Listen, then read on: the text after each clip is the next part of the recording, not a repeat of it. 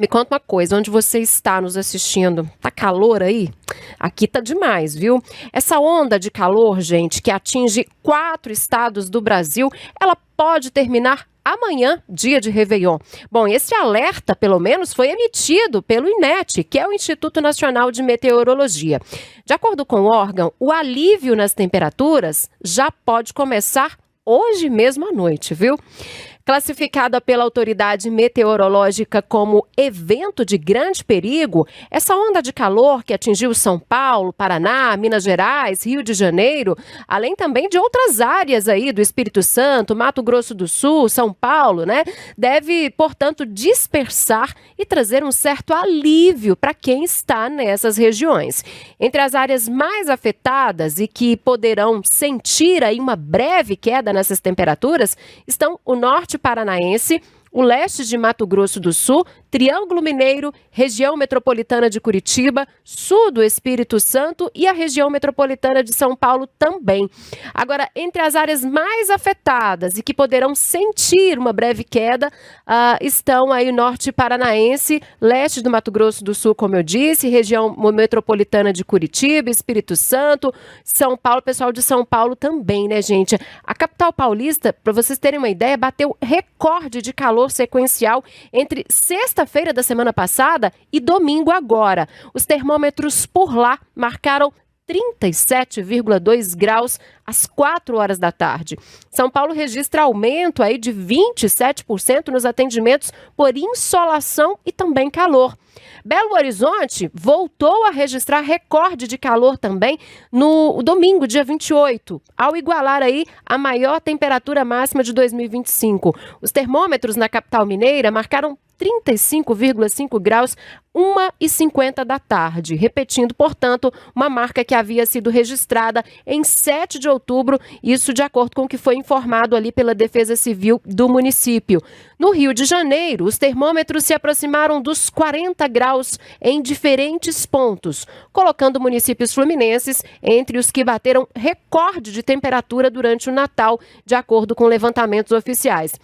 A região sudeste, portanto, com alerta vermelho ativo, né, concentrou aí boa parte das cidades que tiveram ondas de calor, resultado de uma combinação entre forte insolação, pouca nebulosidade e ausência de sistemas de chuva mais organizados. Os recordes de calor extremo não se limitaram ao eixo Rio-São Paulo, né, municípios do centro-oeste, como a gente disse, que são tradicionalmente quentes, né, superaram essas médias históricas para dezembro, enquanto cidades do sul, onde as temperaturas tão altas são menos comuns, principalmente nessa época do ano, também registraram crescimento. Será que é tudo isso mesmo que a gente está falando? Como que fica a situação para os próximos dias? Será que esse alerta do INMET aí faz sentido? A gente sabe que muitas pessoas viajam agora para passar o Réveillon fora, né? Com família, com amigos, em praias. E pensando nessa situação, nós convidamos uma especialista para conversar hoje com a gente sobre a previsão para virada, sobre os primeiros dias do ano. Então, nós vamos conversar agora com a meteorologista Andréia Ramos, a quem eu já dou as boas-vindas aqui ao Tempo News. Andréia, para começar, eu queria entender de você o que provocou de fato essa onda de calor intensa que atingiu aí vários estados brasileiros nos últimos dias, hein? Boa noite. Boa noite, Síria. Boa noite a todos aqueles que acompanham o Tempo News. De fato, muito quente. Nós estamos no verão, Síria. Começou aí dia 21 de abril, dia 21 de dezembro, desculpa, e vai até em março. E uma das características principais é justamente o calor. Você tem o calor, você tem a entrada de umidade e pancadas de chuva, principalmente no final da tarde, início da noite. Em função desse bloqueio atmosférico, que é um sistema de alta pressão que fica atuando na parte superior da atmosfera, ele mantém essa massa de ar quente e relativamente seca, apesar de que a umidade ficou ali em torno de 25% a 30%. E como ele se dá e fica por vários dias, por isso é classificado como bloqueio atmosférico. Geralmente ele fica de 7 a 10 dias ou até mais. Acontece, Síria, que é muito comum acontecer essas ondas de calor, principalmente em janeiro, quando a gente está no verão, e também ali para agosto, setembro, até mesmo outubro, quando você vai para o inverno, porque o nosso inverno ele é seco e frio. Só que antecedeu, porque o dezembro é um mês chuvoso, ele traz essa característica de chuvas.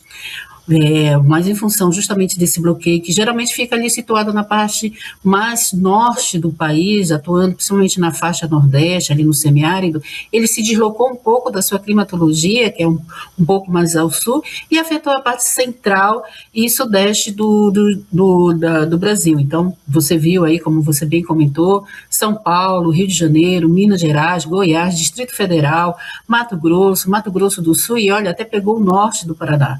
Então, teve realmente essa tendência e essas características. E enquanto o bloqueio estava atuando, essa onda de calor, ela começou ali dia 26 de dezembro. Importante lembrar que o que se define uma onda de calor é quando a temperatura ela está a 5 graus acima da sua climatologia, segundo a OMM, que é a Organização Meteorológica Mundial. Porque o calor, ele vai persistir.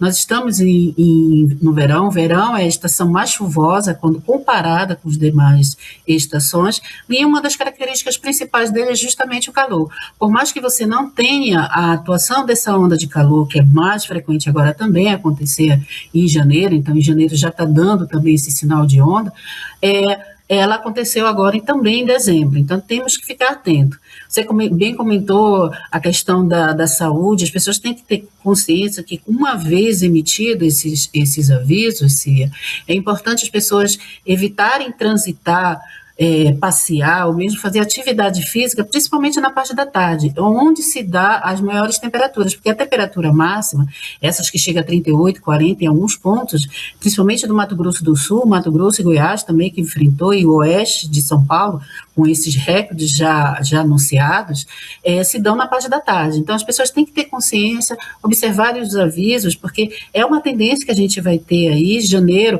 o prognóstico climático já está indicando que o verão, que é janeiro, fevereiro e março, uma vez que acaba ali dia 20 de março, vai ter essa tendência de temperaturas acima da média, principalmente nessa parte central do país, que envolve aí o sul de Tocantins, Goiás, Distrito Federal, o oeste de Minas Gerais também, um pouco do noroeste de São Paulo, ali onde as temperaturas vão ficar até de 2 a 3 graus acima da climatologia para os próximos meses. Então, ficar bastante atento, Círio, por conta justamente dessas padrão que a gente já está verificando.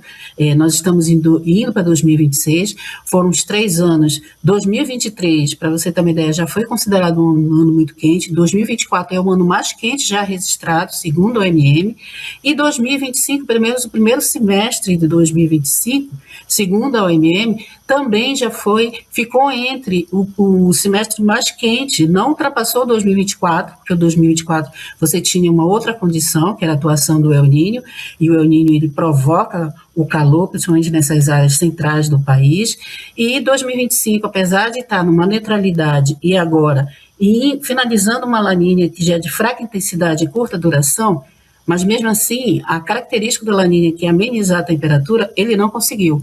Manteve as temperaturas elevadas e com uma tendência agora de janeiro persistir esse padrão, Síria. Pois é, Andréia, a gente tem essa previsão do IMET aí de uma aliviada nessa temperatura agora na noite de Réveillon, né? O que muda, então, no clima a partir de agora para provocar aí esse alívio nas temperaturas, hein? Olha, o que muda, Síria, são as chuvas. Elas já vão estar retornando. Hoje mesmo já choveu alguns pontos da parte central do país. Eu posso te dizer com certeza no Distrito Federal, porque tenho amigos ali e eles já me confirmaram. O bloqueio atmosférico, ele começa a perder a força dele ali para o 7º até o 8º dia, ele já começa a perder quando começa a instabilidades acontecer. Essas instabilidades ocorrem, às vezes, por uma entrada de uma frente fria, que não é o caso, ou mesmo a formação de centros de baixa pressão. Então, vai se formando aí um centro de baixa pressão ali no litoral, ou mesmo próximo do Paraguai, que aí ele alonga e provoca uma palavra técnica que a gente conhece, que é chamada de cavados, que nada mais é do que linhas de estabilidades. Então, o que ele faz? Ele aumenta a umidade em vários níveis da atmosfera, organiza chuvas, daquelas nuvens de tempestades que a gente chama de cumulonimbus, e a partir daí vem chuva, e com chuvas com características de temporal, que são aquelas pancadas de chuva, com trovoadas, rajadas de vento, e até a possibilidade de chances de granizo, até porque como a atmosfera está muito quente e com esse choque, com essa formação dessas nuvens, rapidamente pode acontecer isso. Então, na virada, amanhã já intensifica, hoje já começou a chover em vários pontos, mas ainda de uma forma irregular, e amanhã, a partir ali do dia 31, principalmente na parte da tarde, porque ainda vai ser um dia quente, ainda vai ter calor, as temperaturas ainda vão ultrapassar os seus 30 graus em muitos pontos aí da região, não só da região sudeste, como também da região centro-oeste, e aí você vai ter chuva, aquela chuva à tarde, ou até mesmo no início da noite, tanto em São Paulo, como no Rio de Janeiro, em Minas Gerais. Atenção para Belo Horizonte está com indicativo de chuvas com volumes significativos para acontecer amanhã, mas também está povoando a região centro-oeste, quando a gente olha ali Cuiabá, Campo Grande está com possibilidades de chuva, Distrito Federal já choveu hoje, amanhã também está com uma característica de chuva, assim como Goiânia, mas ainda assim vai ser um dia quente com chuvas, e é aí que vai amenizar justamente que a chuva, ela traz naquele período dela uma certa amenizada no calor e provoca isso. Além dessas cidades citadas, Manaus também, Manaus está até dia 20, 21 de dezembro, já estava com um acumulado mensal ultrapassando a média do mês. Então, Manaus está chovendo bastante, Manaus vai chover ainda, assim como Porto Velho, Rio Branco. As capitais que não vão chover amanhã, que vai estar um tempo aberto, vai ser justamente aquelas que estão na faixa litorânea da região Nordeste, que vai desde o Rio Grande do Norte até ali Salvador também. E quando a gente olha a região Sul, Porto Alegre, porque em Santa Catarina também tem chuva, até por conta dessa situação desses sistemas de baixa pressão que potencializam instabilidades. Então, tanto em Santa Catarina como também no Paraná teremos chuvas. Curitiba está com uma possibilidade de chuva, mas é uma chuva para acontecer mais na parte da tarde, enquanto que realmente Santa Catarina, como o estado todo, eu não digo só Florianópolis, mas o estado todo vai estar ali amanhã com uma tendência de chuva ao longo do dia e até mesmo na virada do ano há possibilidades também de chuvas, Síria.